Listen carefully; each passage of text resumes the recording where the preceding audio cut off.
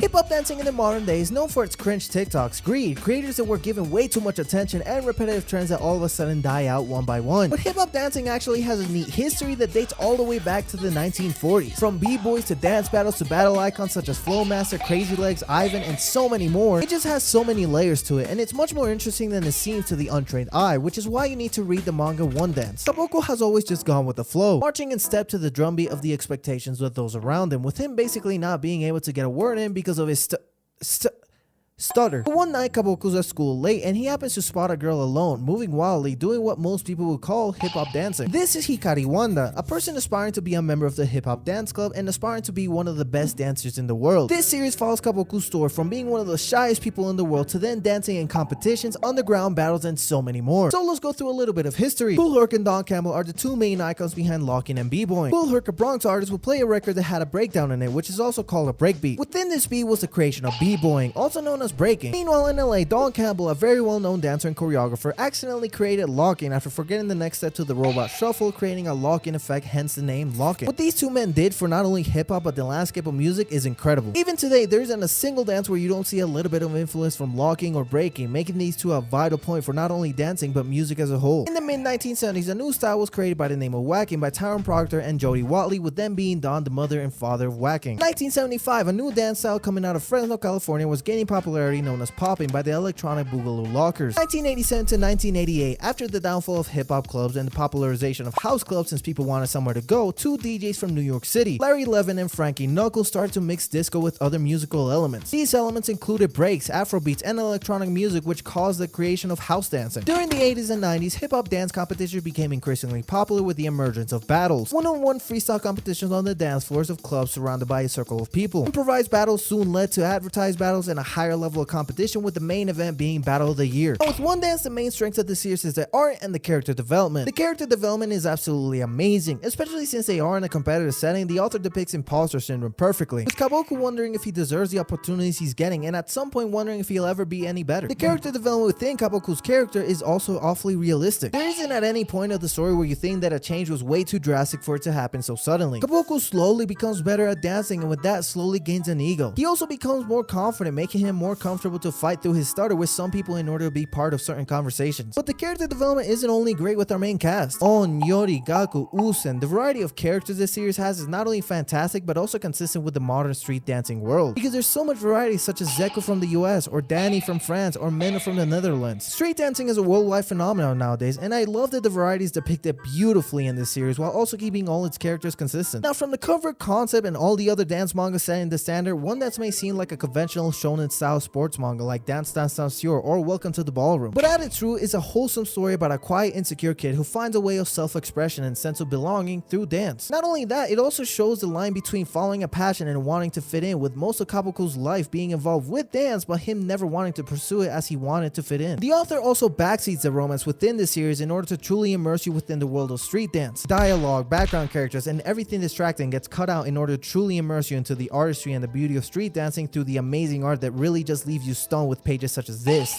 and even this. This art style is absolutely amazing and fitting in its own way to street dance, but not only that, this art style, at least to me, is very fresh and new to manga as a whole. The blurred blotches of shoes to depict the speed at which the dancers are dancing at, the reverberation of the character that is shown in order to show the popping of the dancer, the speed and movement shown to depict breaking. This whole manga feels like a massive homage to hip-hop dancing, to the point that I think anyone can tell the love the author has for the art. And it doesn't take a Michael Jackson reference or the varietized choice of music to tell, because honestly, the love for the art is way too clearly shown, to the point that I wouldn't be surprised if the author was a dancer himself. So I checked. I took the liberty to go through his Twitter, so apart from videos of a cute cat and announcements about Wondance, he actually does. Now, there is one part of history that I actually ignored. Studio dancing versus social dancing, choreographed dancing versus improv dancing. Back in the 90s, there was this huge debate basically saying studio dancing isn't real hip-hop dancing, because hip-hop dancing came from the streets and it's what divided the rich from the poor during the 80s, with hip-hop being seen as something savage and unholy. This problem right now, you have a lot of good dancers with awful teachers that don't understand the correlation between the dance styles. Yet they're in class 5, 6, 7, 8 with no clue. They just teach it movement. They don't know where the movements come from. They don't know how the movements coincide. I believe with all of my heart that it is a contributing factor to our juvenile delinquency of today. I 100% believe it. Why I believe that is because I know how it feels when you sing it. I know what it does to you.